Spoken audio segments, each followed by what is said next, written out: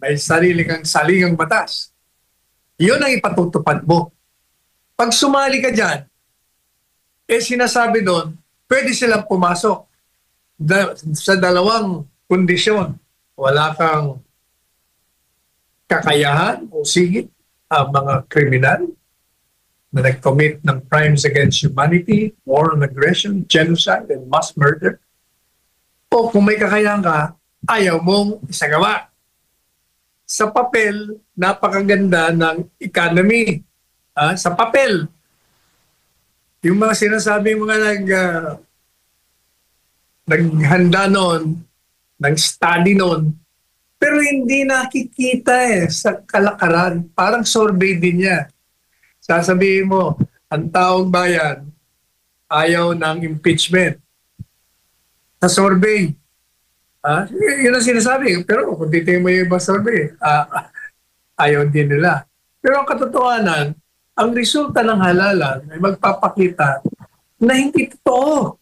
Kung may survey man na gano'n, hindi totoo yun sapagkat yung issue ng impeachment kasama doon sa halalan.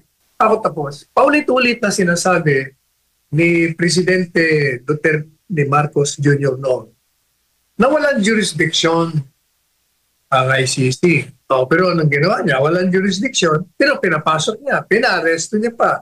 O ibig sabihin, taliwas na naman sa mga sinasabi niya. Sabi niya, hindi niya ipapa-impeach si Inday Sara. Pero na-impeach.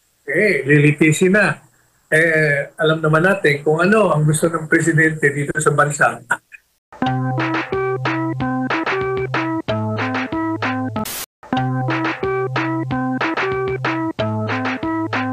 More on clarification. Hindi ko outright sinuportahan ang doktrinang second phaser. Ang sinasabi ko, pinaliliwanag ko sa ating mga nanonood kung ano ang kadahilanan ng Korte Suprema according to the Supreme Court na yung doktrinang una na inadopt nila walang legal basis, wala daw labag sa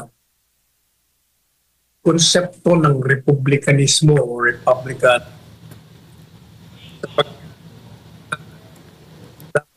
Doon manalo, yung gusto ng tao. Since hindi naman gusto ng tao yung second phaser, dapat hindi yun susunod. Kaya sundin daw yung kung sino ang tinutukoy sa rule on succession in accordance with law. Yun ang paliwanag. Ngayon, alam po ninyo, yung doktrina ng Korte Suprema, isang boto lang ang ang namagitan. Kaya sinasabi ko kahapon, hindi pa tayo nakakasiguro pag may bagong appointee. At kasi may nag-retire na, mukhang nag-retire doon yung isang justice na pumubor sa bagong doktrina. Paano kung yung pumalit, iba na naman, yung balik na naman sa dating doktrina. Magandang issue yun na kung disqualified ang yung kalaban mulat sa pool, yung second phaser dapat ang mananalo. Pero ang actually, ang problema nga doon, may katwiran din yung, teka muna, kahit na-disqualify yan kami ang nanalo, no? Dahil wala kaming kalaban, dapat kami naupo. Pero ang problema din naman doon, kasi actually, tingin ko yung mga disqualification cases, dapat kasi yun ay binibigyan ng desisyon bago magkahalalan para hindi na umabot doon na madi-disqualify after having been elected at ma-proclaim. Kailangan, kayong mga lawmakers, amiendahan nyo kasi ang batas sa halip na puro kayong politika, puro impeachment ang inaatupag nyo. Ang gawin ninyong mga lawmakers, baguhin niyo ang provisiones. Kailangan meron kayong reglementary period. Bigyan nyo ng malaking panahon na mag-file sila ng disqualification at bigyan nyo rin ng panahon ng COMELEC to resolve on it. Kailangan bigyan nyo kasi dapat yung mga disqualified wag nang tumakbo. Hayaan niyo yung mamamayan na pumili doon sa mga tumatakbo. Kaya nagkakaproblema eh. Yung dapat na dumisisyon, hindi dumisisyon. Kaya nagkakaloko-loko tuloy, nagkakaroon ng mga komplikadong kaso. So, tandaan nyo, ang Korte Suprema lamang ang makakapagsabi ng final kung ano ang tama, anong hindi. Ang problema naman, 15 yon. Kailangan makakuha ng majority. 8. Oh. Gaya ngayon, isa lang ang boto. Dalawa kasi ang issue eh. Yung isa, dun sa kasong yun, yung hindi tayo nagkakamali. Ang isang issue pa doon, yung paglipat ng residensya. Kasi yung na-disqualify na si Ali ba yun? Ali Mangundadato. Pax Ali. Yes po. Ito kasi ng residensya. At sinasabi niya, ako naman, hindi ko naman inabandona yung dati kong domicile o residence. Kasi dyan ako pinanganak. Dyan ako lumaki. Nandiyan ang aking mga ari-arian. Ako lumipat lang para tumakbo bilang gobernador. Pero bumalik ako para tumakbo ng kongresista. At lahat ng mga dokumento, nagpapatunay na bumalik na ako. Ganon din siguro ang katwiran ng Digamo. Kasi yun din ang issue doon eh. Change of residence. Kailangan kasi may isang taong kang residente doon sa tatakbuhan mo sa distrito bilang kongresista. Kung hindi, disqualified ka. Ngayon, ang sabi ng Korte Suprema doon, hindi. Kasi ikaw, gobernador ka, nanatili kang gobernador from the time na ikaw ay naghain ng iyong Certificate of Candidacy at lumipat dun sa kabilang distrito o kabilang lugar. Sabi ng Korte Suprema, mukhang afterthought mo na lang yan. Dahil hindi ka naman nag-resign nun bago ka mag-file. Nag-resign ka na lang after filing nung kini-question na para maggamot mo.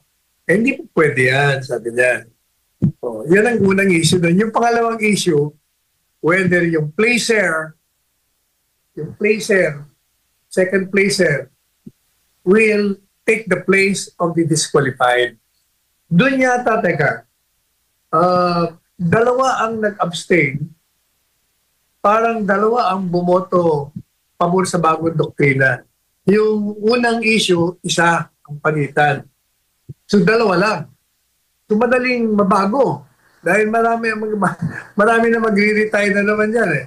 May nag-retire ng isa. Kung na yung isang bumoto doon na kung napalitan ng bago, paano kung magbago ng mayroong bagong petisyon?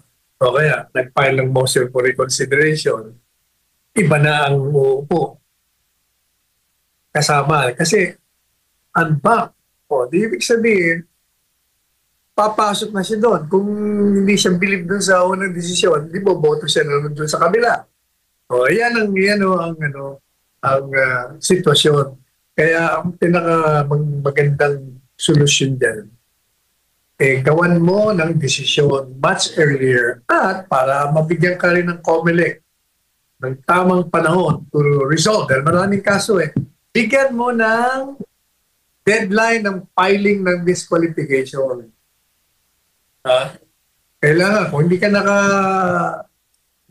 nakapile, may problema. At kung hindi ma-resolve, may problema. Kaya kung merong mga requirements, hindi mo magkakaganyan. Yan ang ibig ko sabihin sa The point, Attorney Sal, is that they should have done it earlier pa before naganap yung election. Kaming trabaho, hindi lang naman yan trabaho namin O kaya nga, bigyan mo sila ng panahon.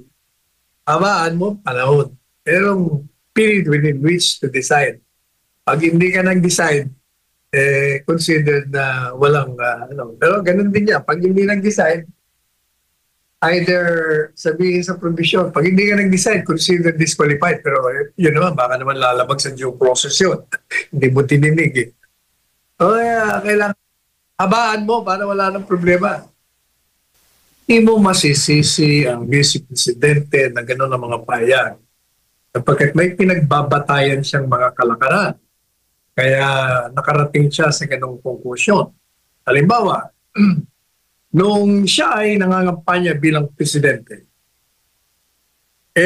ang naging plataforma niya ay kaya unity, pagkakaisa, na ipatutupad niya, itutuloy niya ang programa ng nakaraang administrasyong Duterte kaugnay sa pagpapatupad ng programa laban sa droga, karoon ng pagkakaisa, taong bayan.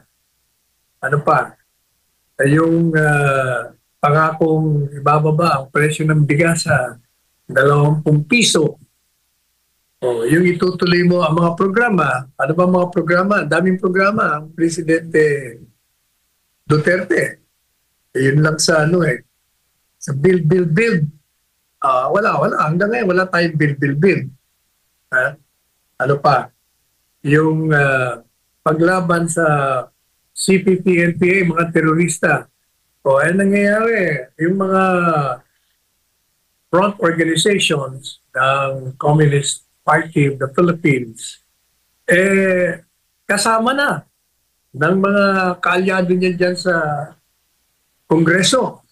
O hindi pa sila nga nagsama-sama, nagplano-plano tungkol sa pagpapatalsik kay BP Sara, kaya nag-file sila ng impeachment. Di ba nanguna dyan yung mga kaliwa, yung paninira sa confidential funds. Oh. At hindi lang yan. Ano pa? Yung o tingnan nyo, tanongin niyo yung mga OFWs, yung ginawang pag-care, pagtangi, pag-aalaga sa mga OFWs, hindi yun na ipapakita ng pangkasalukuyang administrasyon.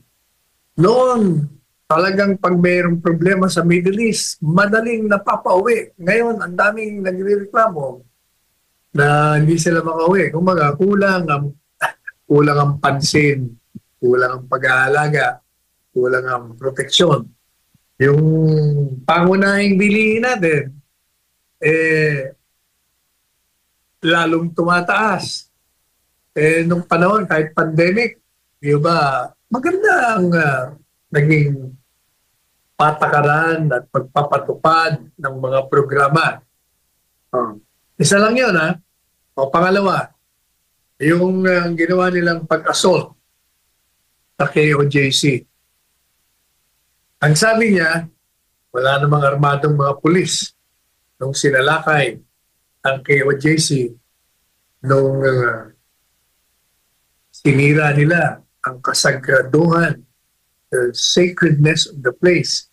Sinira nila ang mga ari-arian doon. Tapos may namatay pa doon, may nasaktan pa. Anong sabi niya? Hindi, wala namang armadong pulis doon. Pero nakita natin on screen, buong mundo, na mayroon talagang mga armado. Walang armado kung hindi armado yan. Walang nangyaring mga pagsira ng ari-arian doon at pananakit. Yun ba? O yun. So, kabaliktaran na naman. Ano ba? Sa ICC mismo, Attorney Sal. Ako tapos. Paulit-ulit na sinasabi ni Presidente Duterte ni Marcos Jr. noon na walang jurisdiction ang ICC. Pero anong ginawa niya? Walang jurisdiction, pero pinapasok niya, pina-arresto niya pa. O ibig sabihin, taliwas na naman sa mga sinasabi niya. Sabi niya, hindi niya ipapa-impeach si Inday Sara, pero na-impeach. Lilitisin na. Alam naman natin kung ano ang gusto ng presidente dito sa bansa. Pwede naman niyang gawa ng paraan na hindi ma-impeach. Pero natuloy ang impeachment. Hindi ba napakadami ng pagkakataon na meron siyang sinabing isang bagay pero aktual na ginagawa niya ay taliwas. O kaya, si Inday Sara, sinasabi niya lang ang mga kalakaran na nangyari. Kaya nagkaroon siya ng ganung konklusyon. More or less, Right. 16 trillion. Sabi nila dati 12, ang 6 doon, milyon, ay kay Digong at ay Digong. So, ibig sabihin, yung 6 na milyon, hindi sa kanya yun. So, 12, para naging maging 16 yan, may 4 milyon. So, ibig sabihin, nakaka-4 na milyon na ang utang sa 3 taon. O di mas mahigit ang ginawang pag-utang kung yun ang, assuming na yun ang figures. Ha? Kasi sa 6 na taon, yung 6 na milyon, billion o trillion rather, ay 3 milyon lamang ang kalahati sa 3 taon na panunungkulan. Eh kung naglagay ka ng, kung nakakautang ka ng 4 na trilyon o mahigit sa 3 trilyon sa 3 taon mong panunungkulan, o ibig sabihin, mas malaki ang ginawa mong pag-utang sa mga foreign institutions. But you know, habang sinasabi natin na baka mas malaki pa nga ang kanyang utang, hindi naman ho masama ang utang. Si dating Presidente Duterte, habang totoo na malaki ang inutang niya ng 6 na milyon, eh napakaganda naman ang nakita nating resulta, nakita ng taong bayan kung saan ginugol. Ayun lang sa infrastructure, nakalululang mga infrastructure dyan. Mga ginawang kalsada, mga expressway, mga skyway na haba, kaya may iksi ang mga lakad natin ngayon, papuntang north, papuntang south. Lahat na yon ay galing sa foreign debt. Yung pagpapagawa ng mga airports, kumanda yung mga airports, nagkaroon pa ng yung ibang wala. Nagkaroon. Yung pagpapagawa ng mga school buildings, yung pagpapagawa ng mga bahay, lahat ng yun, eh, ginastos para sa bayan at sambayanan.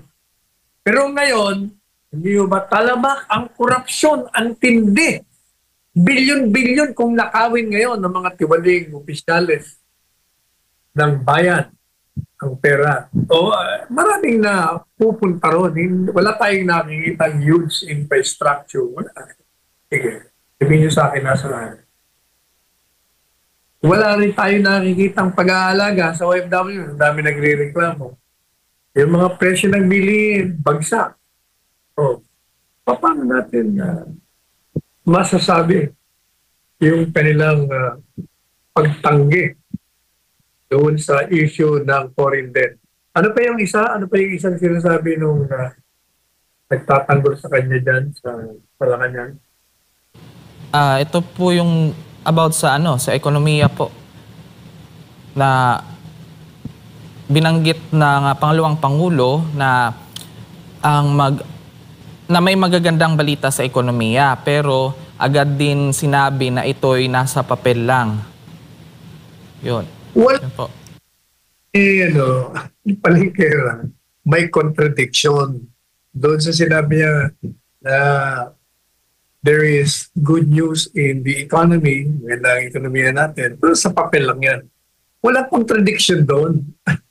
Sinasabi niya lang yung totoo. Sa papel, napakaganda ng economy. Sa papel. Yung mga sinasabi mga naghanda noon, ng study noon, pero hindi nakikita sa kalakaran. Parang survey din niya. Sasabihin mo, ang taong bayan ayaw ng impeachment. Sa survey, yun ang sinasabi. Pero kung titingin mo yung ibang survey, ayaw din nila. Pero ang katotohanan, ang resulta ng halalan ay magpapakita na hindi totoo. Kung may survey man na gano'n, hindi totoo yun sapagkat yung issue ng impeachment kasama doon sa halalan at tinanggihan nga ng taong bayan. Kaya yung mga nagdadala Mga gusto sa impeachment, lagapak lahat. Yung mga lantad na lantad. Yung mga hindi lantad, nakalusot. O isa-isayin natin, ano yung unang issue? Ang unang issue po dito, Attorney Sal, is regarding sa... Paper. yes po.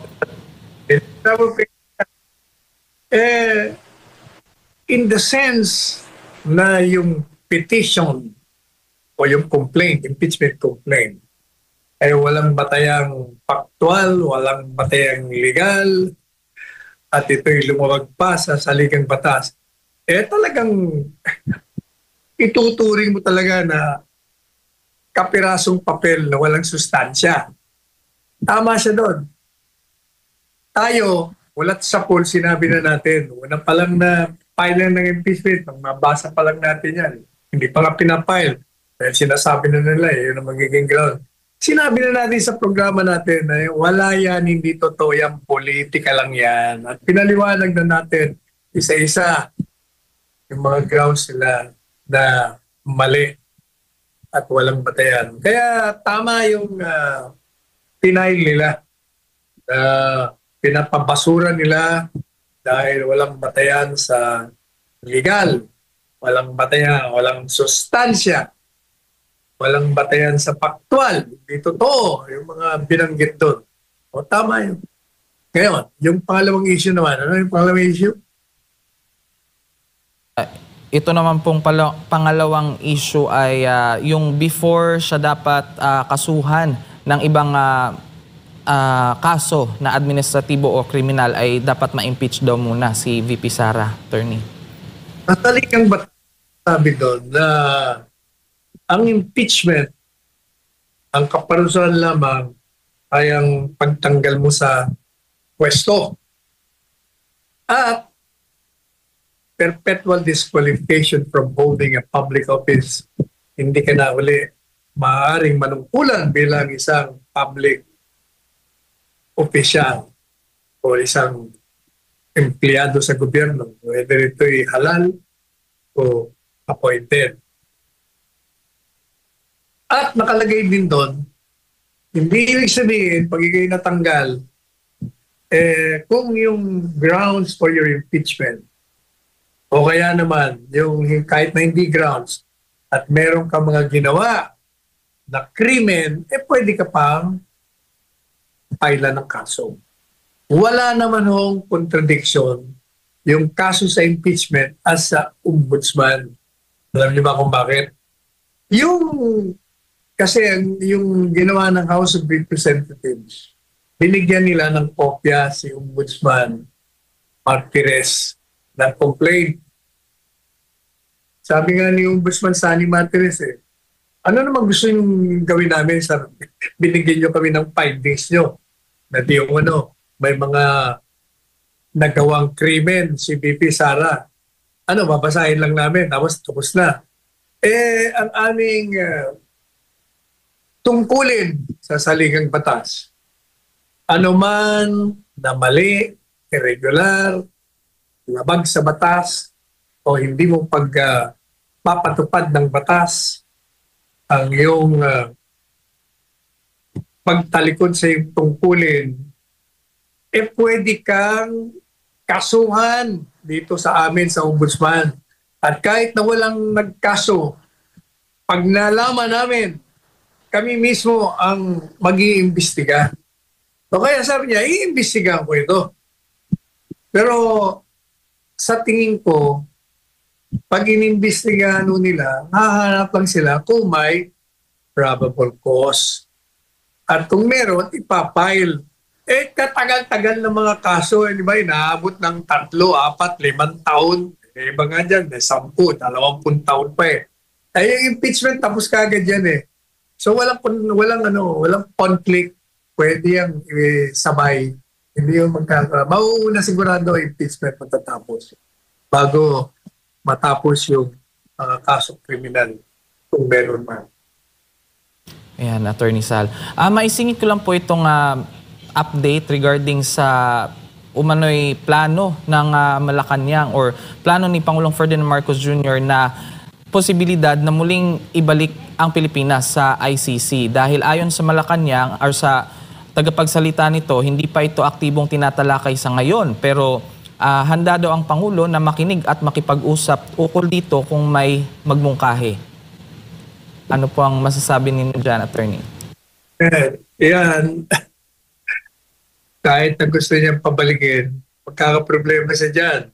Kapag ang nasa Senado, yung bagong uupo, karamihan dyan ay sumusuporta sa mga Duterte. At kahit na hindi sumusuporta sa Duterte, napaka-liwanag na pag ikaw ay miyembro ng ICC, isinusuko mo ang isang bahagi ng soberentiya mo.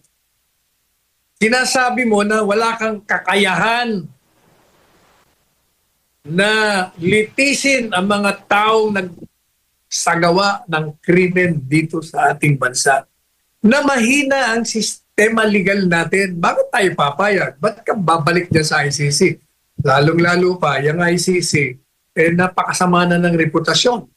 Ginagawang politika, tinutuhog nito. Yung mga lahing itim, the black race. Walang puti itong kinukulong eh. Oh. Saka yun lang na, bakit ka papayag na maging miyembro ng isang organisasyon na ibinibigay mo ang bahagi ng isang kasarilan mo? Kasi pag ikaw ay isang sovereign country, ikaw ay isang malayang bansa, walang dapat nakikialam na dayuhan sa'yo. May sarili kang sistema legal, may sarili kang saligang batas. Yun ang ipatutupad mo. Pag sumali ka dyan, sinasabi doon, pwede silang pumasok sa dalawang kondisyon. Wala kang kakayahan o sigit ang mga kriminal na nag-commit ng crimes against humanity, war on aggression, genocide, and mass murder. O kung may kakayahan ka, ayaw mong isagawa ang pag-usig. Kung yung dalawang kondisyon, nilalabag nga nitong ICC, wala naman kondisyon na ganyang kalakaran, pero nag-issue ng warrant, kinulong si Presidente Duterte sa kooperasyon itong gobyerno ito. O hindi ba? Kaya walang matinong senador na papayag na i-ratify kung ikaw man ay pumasok na muli sa isang tratado na magiging miyembro tayo. Kasi sa saligang batas, yung tratado o treaty, dapat ma-ratify ng Senado. Kahit gusto ng Presidente, pag yun ay hindi nakapasa sa Senado, wala. Talo. Wala namang at hindi mali or irregular. Mag-aahin ka ng motion for reconsideration sapagkat yan ay karapatan. That's a legal remedy under the law.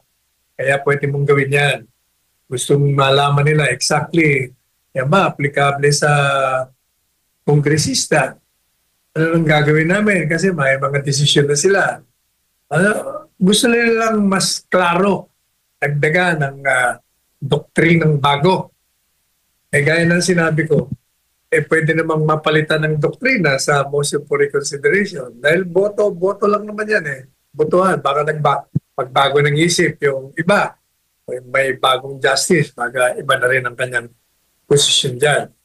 Pero yung sinasabi niya na mag-a-apply ba yung rule on succession doon sa doktrinang yon sa kongresista? Kasi wala namang rule on succession pag ang tinatakbuhan mong kongresista. Hindi mag-a-apply sapagkat nga para sa local officials lang yun. Pero mag-a-apply yan in the sense na bakante. Kung bakante, dahil hindi yung second phaser maupo, anong ibig sabihin? Di walang nahalal. Meron naman tayong batas dyan. Kung bakante, pwede kang tumawag na special election. So, walang problema rin yan. Nabigyan natin dyan Ang sinabi natin dyan, Nung panahon ng Presidente Duterte, kahit na napaka-stricto at nagbabantay, may nakakapasok pa rin. Pero, nahuhuli. Kaya yung mga nakakapasok dyan, basta mahuli nyo, okay lang yan. Pero, alam nyo, bakit ba kahit na napaka-stricto ni Presidente Duterte noon, kahit na talagang nakapokus, tigmaan laban sa droga nga, bakit may nakakalusot pa rin? Kailangan tingnan nyo ang structure ng ating bansa. Island country tayo eh. Ang dami nating isla. Hindi mo mababantayan yung buong karagatan, buong lugar ng Pilipinas. Ilan lang ba ang ating military, mga pulis, ang mga kriminal, lalong-lalo na dyan sa droga, magagaling yung mga yan eh. Kaya, nakakalusot pa rin. Pero, kung nahuhuli mo naman, wala din sila. So, kaya, ang kailangan talaga, maging dagdagan mo. Una, dagdagan mo yung, yung personnel mo. Dagdagan mo ang Coast Guard. Dagdagan mo yung mga entry points na may nagbabantay talaga. At kahit na yung sa tingin mo na hindi papasukan ng illegal na droga, kailangan bantayan mo pa rin. Saka kailangan magaling ang intelligence mo dyan. O yan, dyan papasok yung confidential funds. Babayaran mo yung mga nandiyan sa sindikato para alam mo kung saan nila ibababa yung mga illegal na droga nila na ipupuslit. So, yeah, dyan papasok yan eh. Kaya kailangan magaling talaga. Magaling ang isang pangulo dyan. Stricto, may nabakal at matitino ang mga pulis, ang mga military at ang taong bayan. Nagko-cooperate din. Sila ang magsasabi, magsusuplong eh. Hindi po ba? Yan ang dapat na gawin.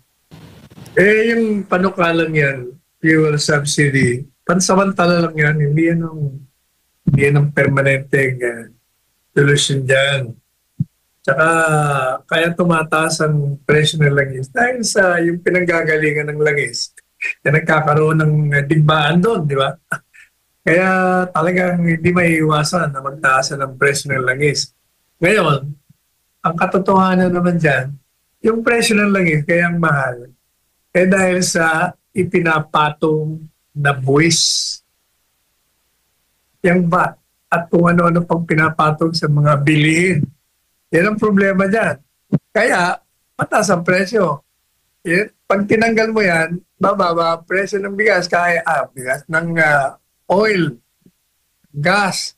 Ang problema mo naman, sasabihin, teka muna, pag tinanggal mo yan, mawawalan tayo ng revenue. Hindi natin matutustusan yung ibang pangangailangan. Mabuti kung totoong ganyan, na pantustos. Ang problema nga, mas marami ang nakaw eh. Ninanakaw nga eh. Maraming pera ng gobyerno, ninanakaw lang nga. Yan ang problema. Actually, yan ang problema. Ang katiwalian, pagnanakaw, ang pananatili sa kapangyarihan, ang mga plunderers, mga scoundrels sa gobyerno. Kasi kung wala, kayang-kayang tanggalin yung buwis na yan. Kayang-kaya. Sobrang kaya. Ayan. Siyempre, hindi pwede. Kaya nga lower court eh. Paano may reverse yung decision ng higher court? Kaya nga yung meron tayong mataas na hukuma para yung desisyon ng lower court kung sa tingin ng mga partido ay mali, akit kayo sa higher court. Pag merong demanda sa'yo, kailangan sagutin mo. At kahit na meron kang papayag na petisyon, sagutin mo pa rin. Dahil mamaya, ma-deny yung petition mo, hindi ka nakasagot, patay ka na. Yung interest, palaging tumatakbo yan. Magmula nung nagkaroon ng demand. Diba? Ikaw ay nag-loan. Hindi mo binayaran. At tapos nagkaroon ng formal demand na bayaran mo. Tapos nagdemanda. Habang yung kaso nakabinbin, tumatakbo yung interest na yan.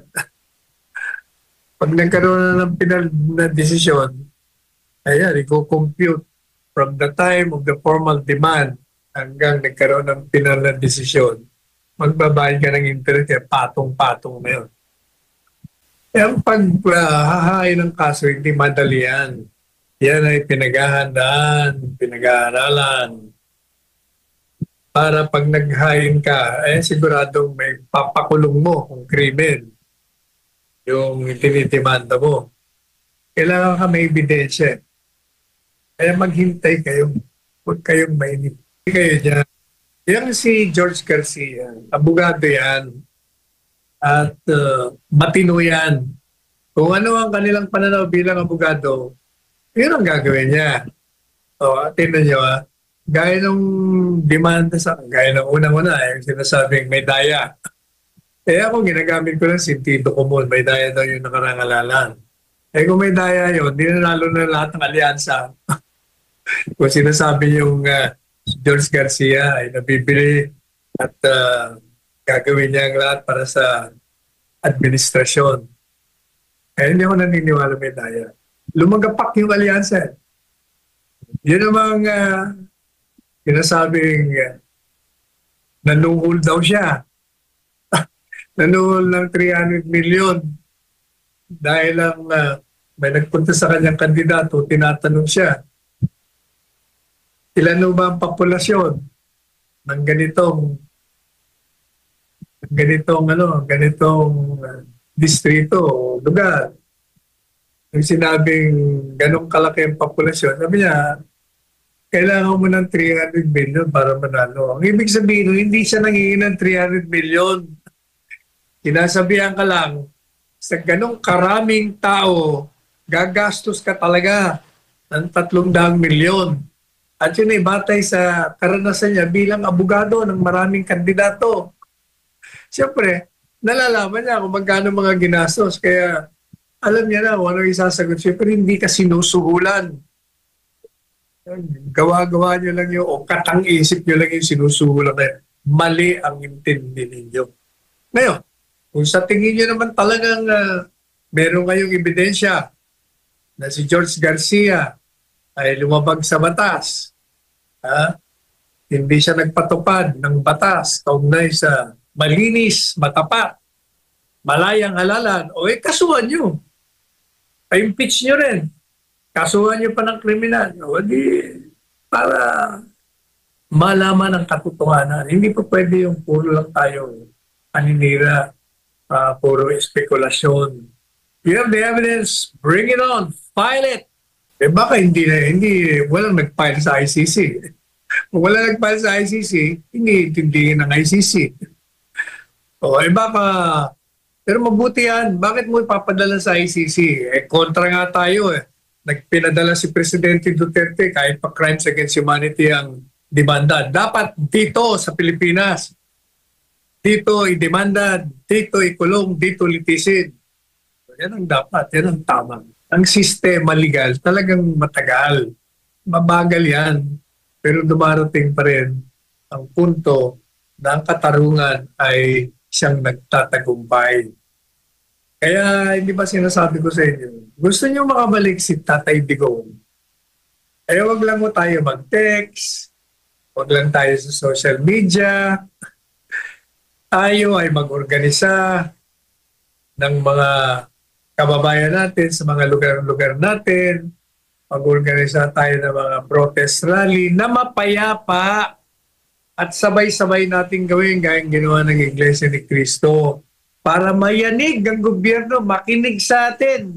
Hindi po ba?